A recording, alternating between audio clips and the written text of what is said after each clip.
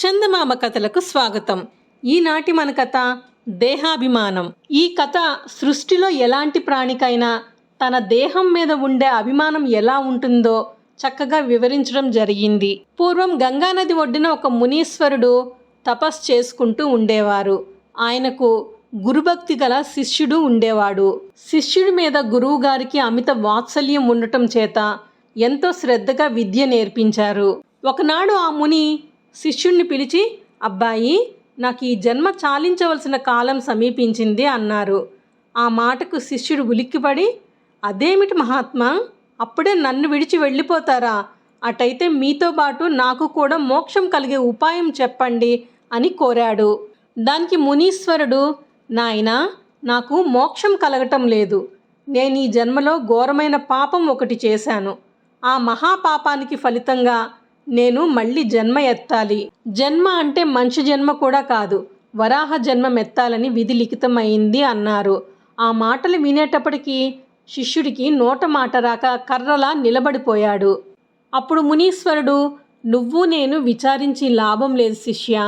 ఎవరైనా సరే చేసిన పాపానికి ఫలితాన్ని అనుభవించి తీరాలి. పంది కడుపున నేను పుట్టక తప్పదు, పుడతాను. కానీ ఆ నికృష్ట జన్మలో ఒక్క క్షణమైనా ఉండటం నాకు ఇష్టం లేదు. ఆ జన్మ త్వరగా చాలించుకోవాలంటే నువ్వు నాకు సాయపడాలి అన్నారు. తమరేం చేయమంటే అది చేస్తాను గురువుగారు అన్నాడు శిష్యుడు. అయితే విను. అదిగో ఆ కనపడే పల్లె ఉంది చూసావా? అక్కడ ఒక ఎరుకలవాడు ఉన్నాడు. అతని ఇంట్లో ఒక పంది ఉంది. ఆ పందికి పుట్టబోయే పిల్లలలో నేనొకటై పుడతాను. ఆ పిల్లలలో ఒకదానికి మొహం మీద బొల్లి ఉంటుంది. ఆ బొల్లి ఉన్న పిల్లను నేనే అని నువ్వు పోల్చుకోవాలి. నేను పుట్టడంతోనే నువ్వు ఏ మాత్రం సందేహించకుండా నన్ను చంపేయి. ఈ విధంగా ఆ జన్మ నాకు త్వరగా అంతమైపోతుంది అని గురువుగారు చెప్పారు. మరొక మాట, నేను పుట్టాక కొన్ని క్షణాలు మాత్రం పూర్వజన్మ గుర్తు ఉంటుంది. ఆ తర్వాత మాయ ఆవహిస్తుంది. ఆ లోపలే నన్ను చంపేయి అని గురువుగారు చెప్పేసరికి ఈ కోరిక విన్న శిష్యుని కళ్ళ వెంబడి నీళ్లు రాలాయి. మహాత్మా, ఏ రూపంలో ఉన్నా మీరు నాకు గురువులే కదా. మిమ్మల్ని నేను చేతులారా ఎలా చంపగలను? నేను అలా ఎన్నటికీ చెయ్యలేను అన్నాడు. అందుకు గురువు, అబ్బే, నువ్వు అలా వెనుదీయకూడదు.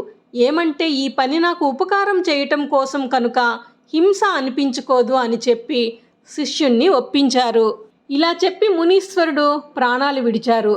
గురువుగారు అన్నట్టుగానే ఆ ఎరుకల వాని ఇంట్లో ఉన్న పంది కడుపులో ప్రవేశించి పెరుగుతున్నారు. శిష్యుడు రోజు ఆ ఎరుకల వాని ఇంటికి వెళ్ళి అతనిని దీవించి వస్తుండేవాడు. ఈ చిన్న గురువుగారు వచ్చి రోజు నన్ను దీవించిపోతున్నాడు ఎందుకు చెప్పమా అని ఎరుకలవాడు ఆలోచించి ఒకనాడు, బాబు, శ్రమపడి రోజు మా ఇంటికి ఎందుకు వస్తున్నారు? మీకు నా వల్ల అయ్యే పనేమైనా ఉందా అని అడిగాడు. అడగటమే తడవుగా శిష్యుడు, నీ వల్లనయ్యే ఉపకారం తప్పకుండా ఉన్నది. అందుకనే నేను రోజు నీ వద్దకు రావటం. ఆ పని ఏమిటి అని అడుగుతావేమో. మీ ఇంట్లో చూలిపంది ఉంది కదా, అది ఈనే వరకు దానిని మా ఇంట కట్టివేయాలి. దాని పిల్లల్లో ఒక్కదాన్ని నేను చెయ్యవలసిన కార్యం నిమిత్తము పుచ్చుకొని మిగతా పిల్లల్ని తల్లిని నీవు తోలి తెచ్చుకోవచ్చును అన్నాడు. అంతే కదా బాబు, ఈ పాటి పనికి మీరు స్వయంగా మా ఇంటికి రావాలా? కాకి చేత కబురంపితే నేను చేతులు కట్టుకుని మీ దర్శనానికి వద్దునే అని ఎరుకలవాడు అంటూ పందిని తీసుకువెళ్ళి ఆ బ్రహ్మచారి దొడ్లో కట్టేసి వచ్చాడు. కొన్నాళ్ళు గడిచాక అనుకున్నట్టుగానే ఆ వరాహము పిల్లల్ని పెట్టింది.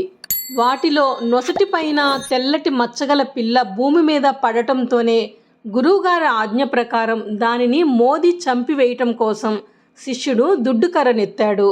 కానీ నవనవలాడుతూ ఇంకా కళ్ళు కూడా తెరవని ఆ చిన్న పిల్లని చూసేటప్పటికి శిష్యుడికి జాలు పుట్టుకొచ్చి దీన్ని ఎలా చంపటం అని మనస్సు వెనుకకు లాగింది. కాసేపు అలాగే చూస్తూ నిలబడి అంతలో, నువ్వు వెనుదీయకూడదు అని గురువుగారు ఆనాడు చెప్పిన మాట జ్ఞాపకం వచ్చి సంశయం పనికిరాదనుకుని ఆ పంది పిల్లను బాధబోతుంటే అది కళ్ళు తెరిచి, ఆగు ఆగు, చంపకు అని మనిషి గొంతుకుతో అరిచింది.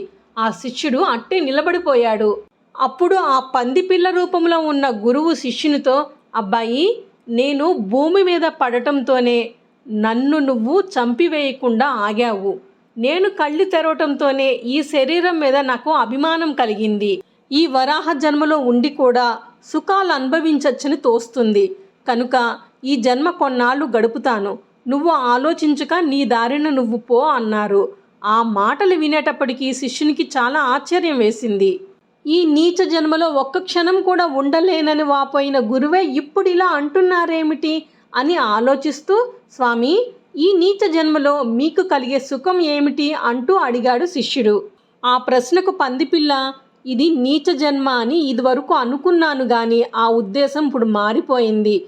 మనిషి శరీరంలో ఉన్న, జంతు శరీరంలో ఉన్న, మరే శరీరంలో ఉన్న ప్రాణులన్నిటికీ సుఖదుఖాలు సమంగా ఉంటాయి. ఏ జీవికి కూడా తన జన్మ నీచమైందని అనిపించదు. ఎంత అల్పమైన జంతువైనా సరే తన శరీరం అంటే అభిమానం కలిగి ఆ శరీరంతో పొందవలసిన సౌఖ్యాల కోసం కృషి చేస్తూ ఉంటుంది. ఏ ప్రాణికైనా చావు అంటే భయం కలగటానికి కారణం ఈ దేహాభిమానమే అని పలికింది.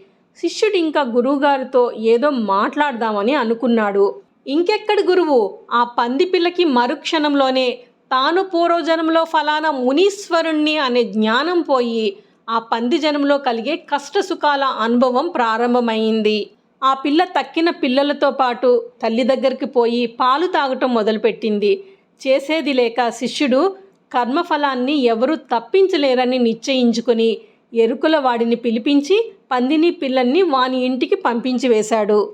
అలా వెళ్లే ముందు ఛానల్ని సబ్స్క్రైబ్ చేయండి. నోటిఫికేషన్స్ కోసం బెల్ ఐకాన్ని క్లిక్ చేయండి.